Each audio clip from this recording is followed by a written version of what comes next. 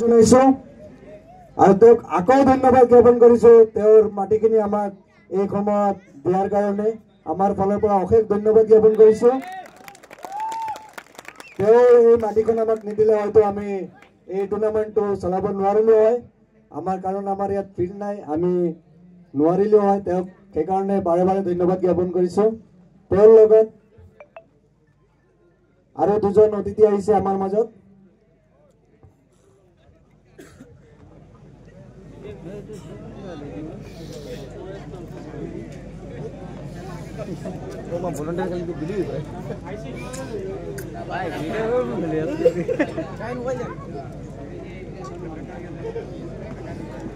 আমাৰ আজিৰ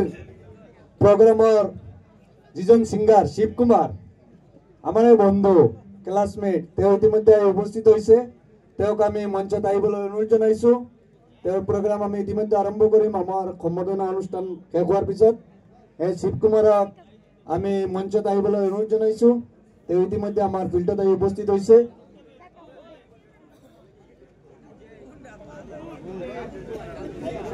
শিৱ কুমাৰক এখন ফুলাম গামোচাৰে আদৰিবলৈ মই আব্দুল হাছিম ডাঙৰীয়াক অনুৰোধ জনাইছো শিৱ কুমাৰক এখন ফুলাম গামোচা দিবলৈ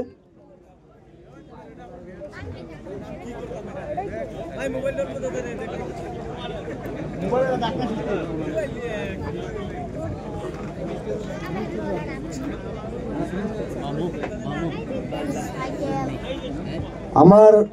মাজত উপস্থিত আমাৰ মিডিয়া পেনেলিষ্ট আসাম টক্স আৰু তিনিটা চেনেলৰ মিডিয়া পেনেলিষ্ট তেওঁলোকক আমি মঞ্চত আহিবলৈ অনুৰোধ জনাইছো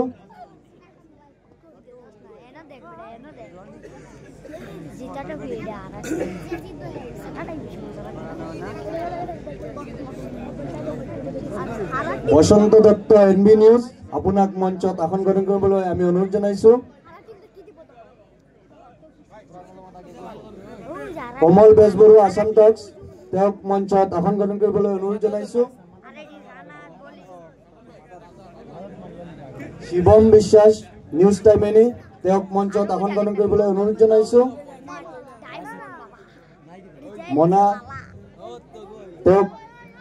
মঞ্চত আসন গ্ৰহণ কৰিবলৈ অনুৰোধ জনাইছো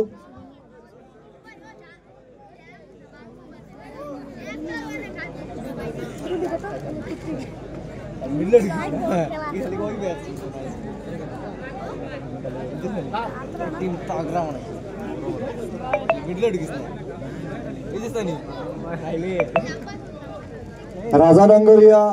আমাৰ এবাদুল ভাইৰ বন্ধু গুৱাহাটীৰ পৰা ইতিমধ্যে উপস্থিত হৈছে তেওঁক এখন ফুলাম গামোচাৰে আদৰণি জনাবলৈ মই ইছাদ আহমেদক অনুৰোধ জনাইছো ৰাজা ডাঙৰীয়াক এখন ফুলাম গামোচাৰে আদৰণি জনাবলৈ